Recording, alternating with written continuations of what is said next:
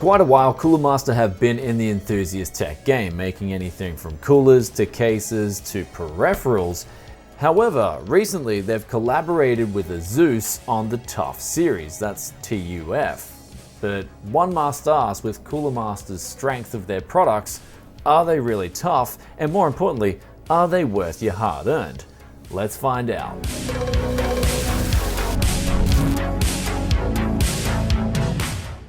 Welcome back to Tech Yes City, and right here on the desk I have been building a whole studio setup for Coolermaster. We've got a lot of different products here. We've got the MA410M CPU cooler. Comes in around $60 US. In Australia it's actually 79 AUD. However, oddly enough, the bigger variant, the MA620P, is actually $10 cheaper in Australia.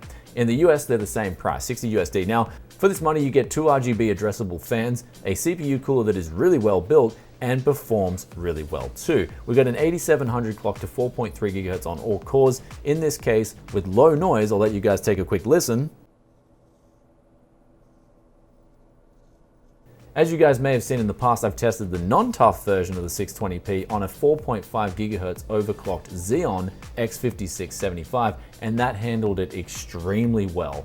However, with the coolers themselves, you are looking at about a $10 premium for the TUF aesthetic, if that's what you want to go with. In this case, the 410M does have the RGB shining through the top of the cooler as well, and you can control that in the software, which is actually really good considering there's lots of different things you can do. You can make macros, control your mice, keyboards, and even the RGB on the fans themselves for the coolers. Though moving now onto the case, a big thing, the Masterbox 500. They're making this in the TUF aesthetic as well. And as you can see here, everything is really clean. It doesn't look over the top. There's no tacky designs. It's smooth, it's straight to the point. And more importantly, when you're going through the build in a case like this, in fitting like we've done here, up to 8 fans, you'll realize that it's actually simple, easy to build in. Cable management's a breeze, and everything fits. There's no cross-threaded screws or anything like that.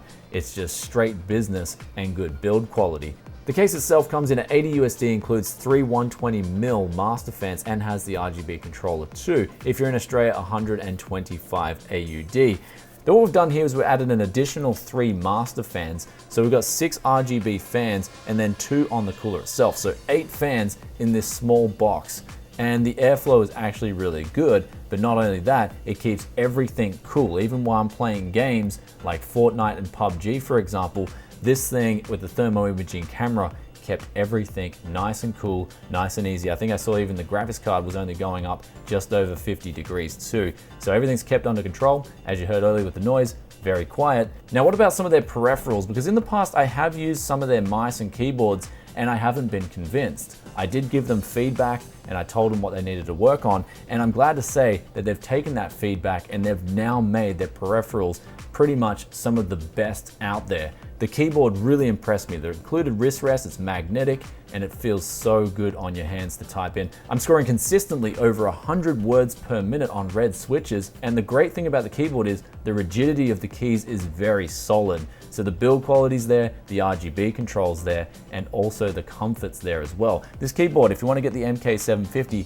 comes in at 110 US or 159 AUD. Now moving on with the mouse and the mouse pad itself, I've got to be honest with you guys, I've always cringed at RGB on a mouse pad. However, after using this one and seeing it in the flesh, it's a subtle design, it's not too in your face, and it doesn't break the bank either. It comes in at 24 US, or if you're in Australia, 34 AUD. You can turn the RGB off as well by a simple touch if you wish to. So that's a really easy and neat design. Not only that, for a hard mouse pad, now I'm gonna be honest with you guys, I do prefer soft style mouse pads even over this one. It's actually, for a hard mouse pad, the best I've tried, even though I still prefer that soft mouse pad as I've said earlier. Now as for the mouse, the MMS30, this is a big step up from their previous mice where I used them in the past and the clicking actually fatigued my hand. I've never had that before, but this one has soft clicks, really easy, doesn't fatigue you. The design looks really good, the grips on the sides are really nice, and more importantly, the cable is very malleable,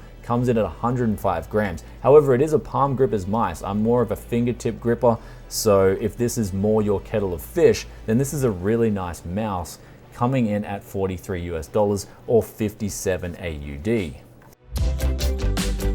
However, before we do move on to the last Coolermaster component here, I will point out that the mouse and the mouse pad combo have a little bit of something different going on. The mouse itself uses a regular cable and the mouse pad uses a braided cable, so I would like to see that kind of matching each other for consistency. Now, just after we're getting out of cables, I will say the MH750, although it's a nice headset, it's got this red cable and it is triggering my OCD since everything here does have black cables. I'd like to see that as a black cable. That would look really nice. But speaking of this headset itself, closed back design so sound won't leak out. The audio quality is actually really good considering it's coming in at $78 US or 98 AUD. Really comfortable as well. Clamping force is a bit tight, so it will work well on smaller heads, and the microphone itself doesn't have a standard flip out mic. It's actually on the unit, which can control the 7.1 sound, the volume, and even the RGB. You just clip that onto your shirt. However, I find the cable is a little bit too long. I'd like to see them shorten the distance between the cable and the unit itself, so as you don't have this cable sticking out and hitting your mouth almost. Or at the very least, make it adjustable, then everyone wins. And in conclusion, we've got the whole studio set up here. The whole build is really nice. We're using the BenQ 32-inch 4K monitor, playing games like Dota 2 at max settings, we're getting over 100 FPS. Playing Fortnite at 4K, we're getting over 150 FPS at high settings. Really smooth, really nice. If you want to see that monitor review, I'll put a link up here for you guys. But also, in this build, we've got a GTX 1070 as well as an 8700. Great combo. Of course, the GTX 1070 Strix being a little bit overpriced at the moment, at least compared to their own Strix 1080. So if you were to build something like this, I'd recommend spending a little bit extra and grabbing that 1080 version. It is a lot more powerful than a 1070. Though looking at the total build price here, excluding the monitor, we're looking at around $1,733 US, or if you're in Australia, 2,462. And what you're getting here is a decent headset, nice mouse and mouse pad, and a really good keyboard, and a solid case with really good build quality. So inside, you'll notice that I've used the 410, and there was two reasons for that. I thought the 8700 didn't need any more cooling, but the 620p was actually too big for this case. It wouldn't fit. So we're barely just able to close the tempered glass side panel, but inside we did have two SSDs, we had 8 fans with 2 of their own individual cables, and we had no problems routing all the cables inside this mid-sized ATX tower. It's actually smaller than a lot of other mid-sized towers as well. Inside, of course, we've got that nice ballistics RGB memory, the tactical traces. This is 3000 megahertz, but because of the 310 series board, we're only able to get it up to 2666, but that did not give us any problems scoring solid scores in Cinebench and also giving us very good FPS numbers in those titles that we played here today. And that about wraps up today's video for Coolermaster products in 2018 and also the TUF collaboration series. If you guys enjoyed this one, then be sure to hit that like button. Also, if you have any feedback, things that you would like to see fixed on Coolermaster products, then drop a comment in the comment section below. I know for sure they are listening. The mouse and keyboard have come a long way since last year's products. And also these TUF products here, they do look pretty good. I'd say they look pretty strong, but that's just my opinion. And I'll catch you guys in another tech video very soon. Peace out for now. Bye.